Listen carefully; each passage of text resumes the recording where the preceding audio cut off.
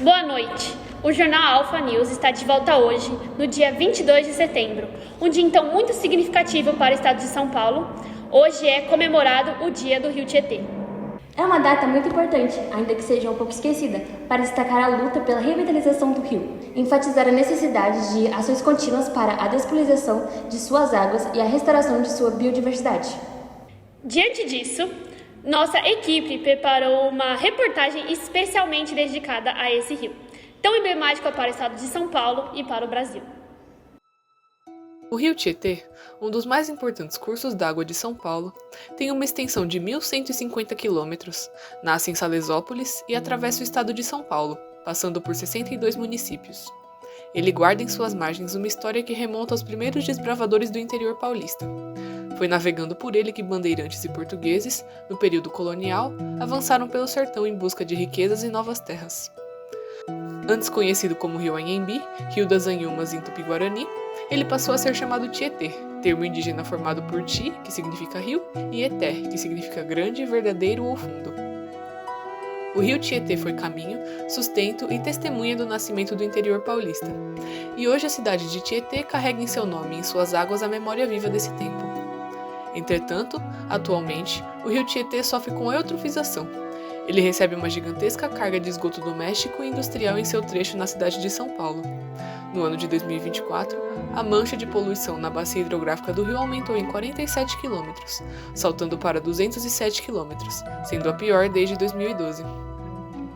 Um rio é considerado poluído quando as suas águas recebem resíduos poluentes e prejudiciais ao seu ecossistema, como esgoto doméstico e industrial sem tratamento. Quando o esgoto e resíduos chegam ao rio, eles levam consigo muita matéria orgânica e nutrientes, como fósforo e nitrogênio.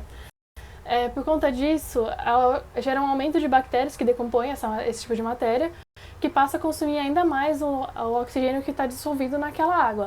Além disso, por conta do excesso de nutrientes, acontece um aumento na população de algas, que no final vai gerar uma película de algas sobre a superfície do lago, o que impede a passagem de luz e, consequentemente, a fotossíntese das plantas aquáticas. E por conta disso, elas morrem.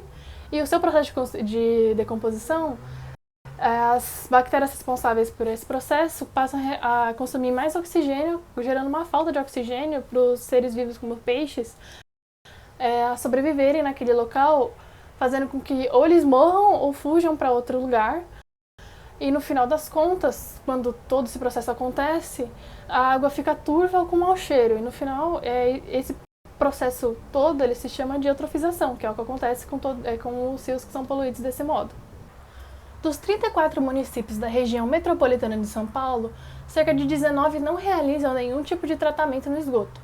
Isso significa que o esgoto é lançado diretamente nos córregos e em rios que desembocam no Tietê. Cerca de 960 toneladas de esgoto chegam ao rio mais importante do estado de São Paulo. Esse volume altera a qualidade da água, além de reduzir a quantidade de oxigênio disponível e torna o ambiente praticamente incapaz de sustentar a vida aquática. Mas nem sempre a história de um rio termina na poluição. Existem exemplos ao redor do mundo e até aqui no Brasil que mostram que o rio pode ser salvo quando existe ação, investimentos e cuidado coletivo. Um desses exemplos é o rio Tâmisa, em Londres, no Reino Unido.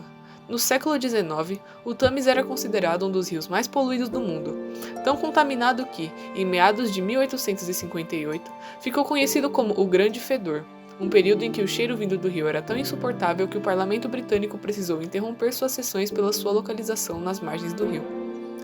O rio estava morto, mas Londres não desistiu. Ao longo de décadas, foram criados sistemas de saneamento, tratamento de esgoto e políticas rígidas de preservação. Hoje, o Tâmisa é um rio vivo, com peixes, aves e até focas avistadas em suas águas. O rio, que um dia foi sinônimo de degradação, hoje é símbolo de renascimento ambiental. E esse tipo de recuperação não aconteceu apenas lá fora. No estado de São Paulo, o rio Jundiaí, que também já foi considerado um dos mais poluídos do país, passou por um processo de revitalização importante. Em 2017, ele deixou de ser classificado como rio morto e passou a ser considerado um rio de classe 3, o que permitiu novamente a existência de peixes e outros organismos aquáticos. Esses rios, o Tamisa e o Jundiaí, nos lembram que a poluição não é uma sentença final. Eles nos mostram que recuperar um rio é possível, mas exige tempo, compromisso, investimento e, sobretudo, vontade coletiva. Se o Tamisa foi salvo e se o Jundiaí renasceu, então o Tietê também pode voltar a viver. No próximo bloco, ações que buscam recuperar um dos principais cursos d'água do estado de São Paulo. Campanhas de despoluição, investimentos em saneamento e novas estratégias de fiscalização reforçam os esforços de recuperação. Os desafios permanecem, mas os avanços começam a ganhar forma. Nós voltamos já.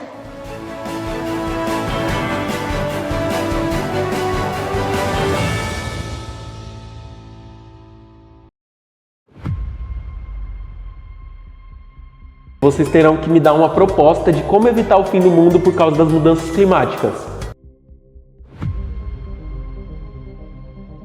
Primeiro de tudo, eu ia proibir o consumo de carne no Brasil. Agora vocês vão ver o que é proposta de verdade, tá bom? Seguinte, seus bandos de bunda mole. Só existe uma maneira da gente salvar o mundo.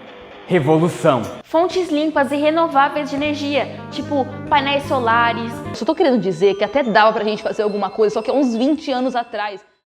Vocês são todos reprovados.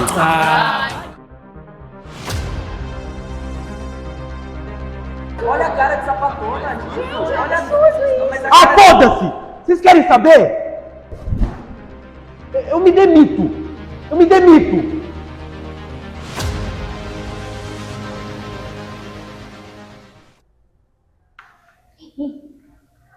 Quem são eles?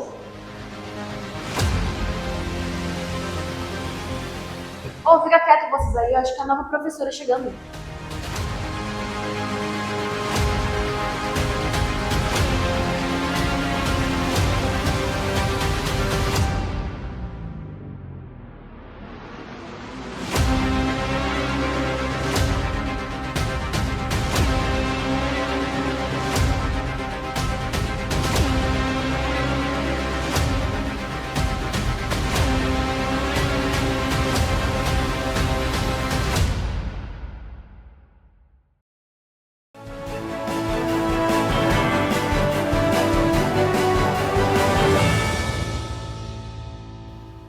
A cena de rios poluídos, cobertos de espuma e mau cheiro, infelizmente ainda fazem parte da realidade das nossas cidades brasileiras. Mas iniciativas de recuperação têm ganhado força nos últimos anos.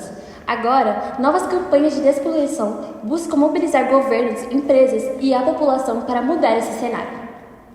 Para entender melhor o estágio atual dessa despoluição e os próximos passos, nosso repórter está ao vivo às margens do Rio Tietê. Boa tarde, como está a situação por aí? Boa tarde! Estamos às margens do Rio Tietê, aqui em São Paulo, onde há décadas esse curso de água enfrenta grandes desafios ambientais e agora vive um novo momento de mobilização.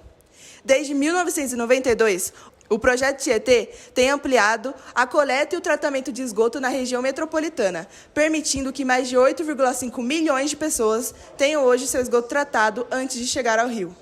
Agora, em 2025, o governo de São Paulo avançou com as novas estratégias. Uma delas é a proposta de criação, pela CETESB, de um grupo de fiscalização integrada para atuar em toda a bacia do Tietê, com foco no combate a despejos irregulares, vazamentos industriais e no uso excessivo de fertilizantes agrícolas, fatores que agravam a eutrofização e o desequilíbrio do ecossistema.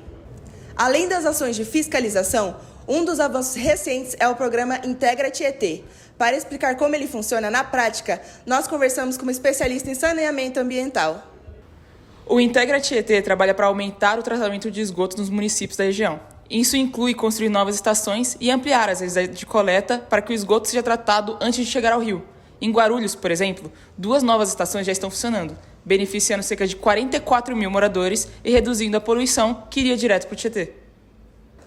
Nos próximos meses, também devem ser instaladas novas estações de monitoramento, intensificada a fiscalização de despejos e adotadas medidas de manejo de plantas aquáticas em reservatórios. A expectativa é de que, de forma gradual, esses esforços somados tornem possível enxergar uma recuperação mais visível do rio ao longo dos próximos anos.